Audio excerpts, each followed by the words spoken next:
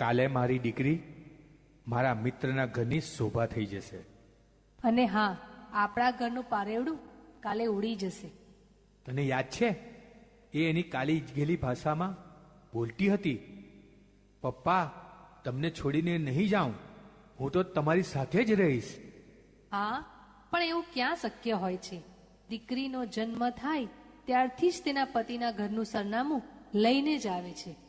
તું મને કાલે સંભાળજે, હું તેની વિદાય કેમ જોઈ શકીશ? શું તમે પણ? ચાલો હવે સૂઈ જઈએ. કાલે સવારે જાન આવશે ત્યાં સુધી તમારી આ જ વાતો ચાલતી રહેશે. હા ચાલ, જય શ્રી કૃષ્ણ. મને તો ઊંઘ આવશે કે કેમ. સારું, જય શ્રી કૃષ્ણ. બીજો દિવસ. જાન બારણે આવી ગઈ છે.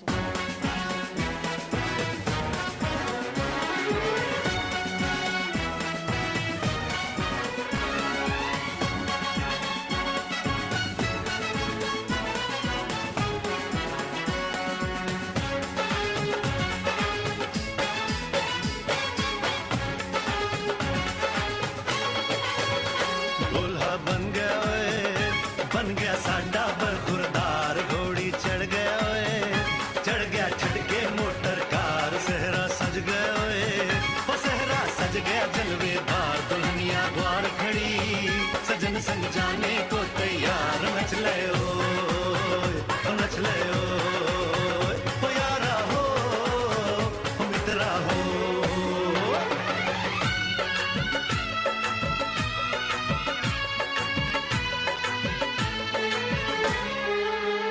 तेरे द्वारे पे आई बारात, वो तेरे द्वारे पे आई बारात, प्रेम के मोती लुटा दे मैंने स्वागत में बिछा दे, प्रेम के मोती लुटा दे मैंने स्वागत में बिछा दे, वो जरा आदर के साथ तेरे द्वारे पे आई बारात, बारात तेरे द्वारे पे आई बारात.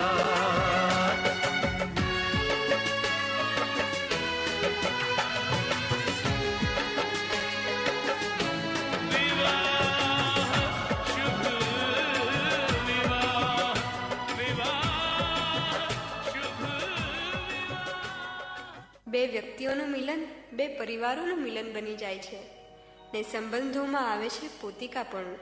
તો ચાલો માણીએ.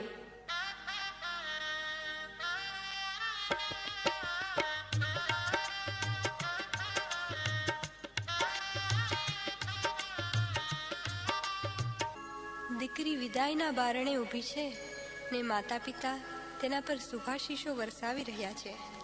અખંડ સૌભાગ્યવતીના તેને દાંપત્ય જીવનના કેટલાક સત્યો સમજાવતા, ઈશ્વરને પ્રાર્થના કરતા તેને આશીર્વાદ આપી રહ્યા છે.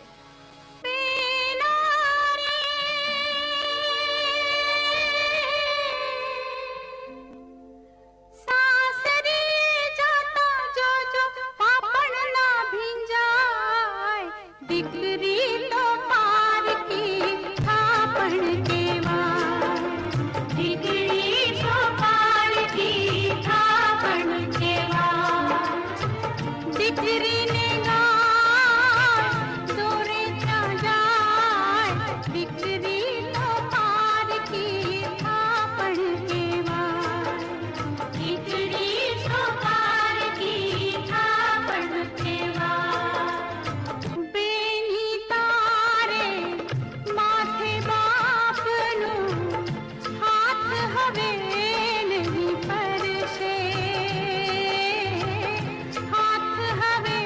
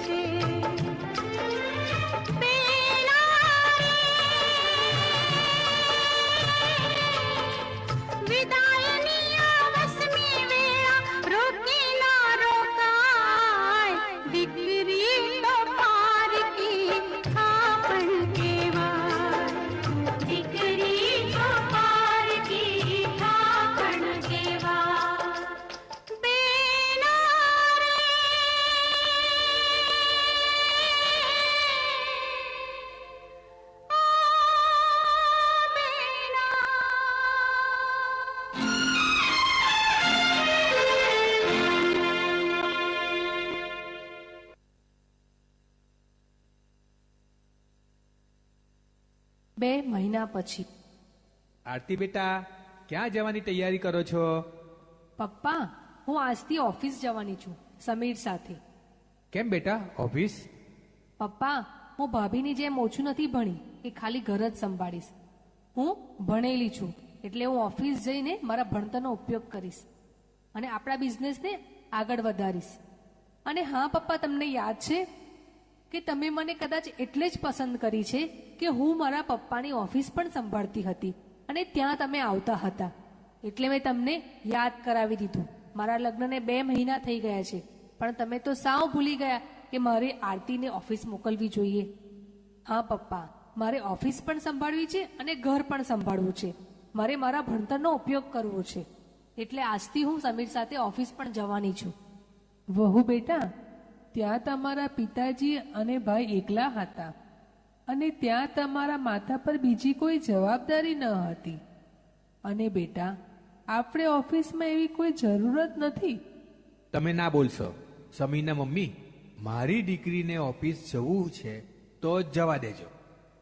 બેટા, મારા 2 દીકરા તો ત્યાં છે જ, તો તમે બી સાથે જજો. પપ્પા, તમે આ શું કહો છો? એ તો ગાણી થઈ ગઈ છે. સાથે તમે પણ અને સંભાળ, કશે જવાનું નથી. તું પણ મમ્મીની અને ભાભીની જેમ જ ઘર સંભાળીશ. સમીર, ખબરદાર જો મારી દીકરીને કાંઈ પણ કહ્યું છે તો.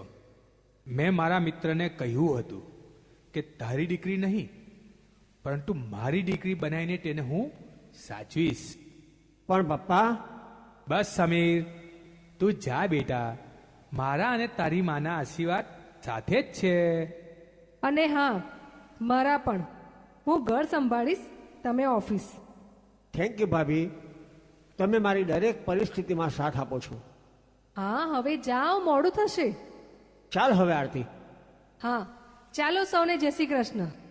જય શ્રી કૃષ્ણ. 6 મહિના પછી.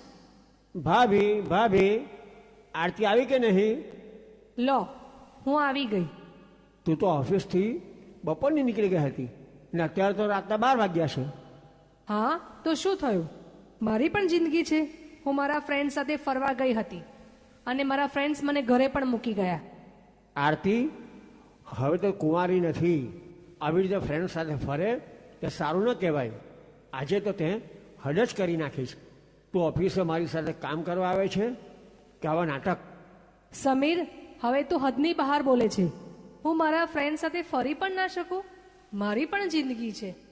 લગ્ન કરીને આવી ને 2 જ મહિનામાં તું ઓફિસ આવી. હું કશું ન બોલ્યો. તારા પહેરવેશ મને ગમતો નથી. હું કશું ન બોલ્યો.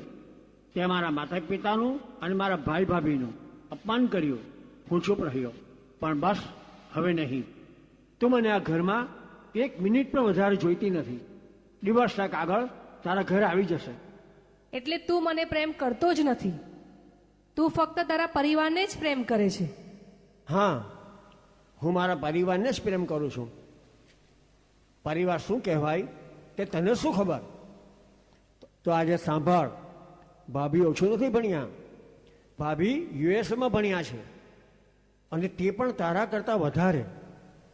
જ્યારે ઘણા વર્ષો પહેલાં આ કંપની લોસમાં હતી ત્યારે ભાભીએ જ પોતાના એજ્યુકેશન અને આવડતના સહારે આ કંપનીને બચાવી હતી. પણ એમણે આ વાત ક્યારેય જતાવી નથી. અને હા, ભણતર સાથે સંસ્કાર પણ જરૂરી છે.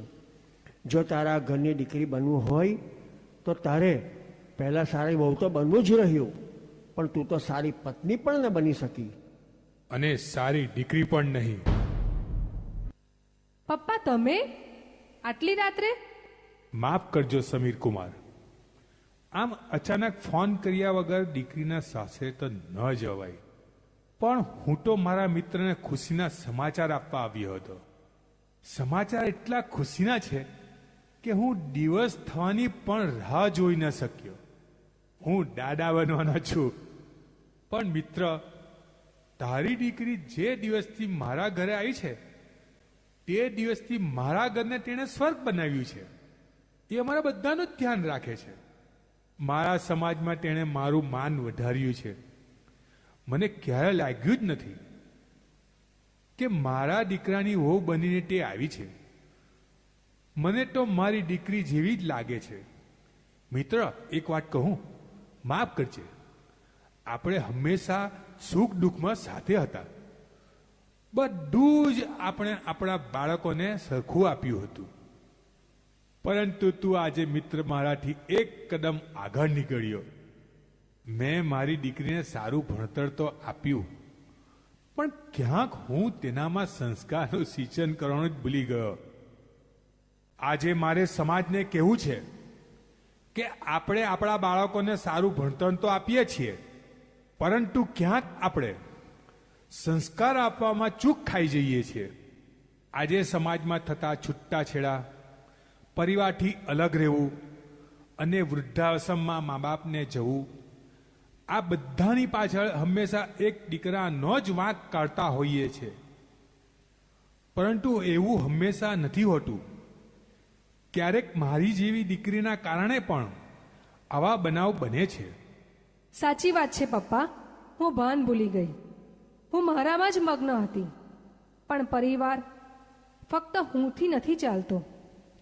પરિવાર તો હૂંફ, કાળજી, લાગણી અને પ્રેમના તાંતણે બંધાયેલો હોય છે. મેં પરિવાર પર બધા જ હક માંગ્યા, પણ ક્યાંક ને ક્યાંક હું ફરજ ચૂકી ગઈ. હવે મારે જ નક્કી કરવાનું છે કે આ પરિવારની હું વહુ કે દીકરી. ખૂબ જ જોરદાર આપણને મેસેજ આપ્યો. જોરદાર તાળીઓથી